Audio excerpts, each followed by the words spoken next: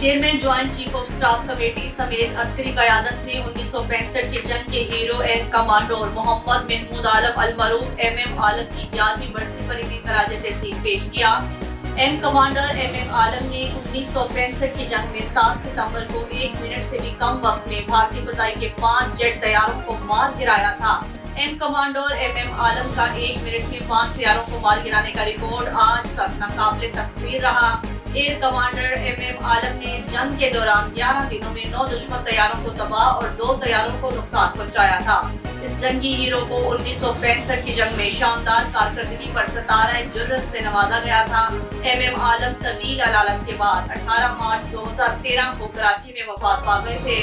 Services chief general Asim Munir, air marshal Zaheer Babar Singhu اور naval chief admiral نوید اشرف نے بھی ایئر کمانڈر محمد محمود عالم کو خراج تحسین پیش کیا۔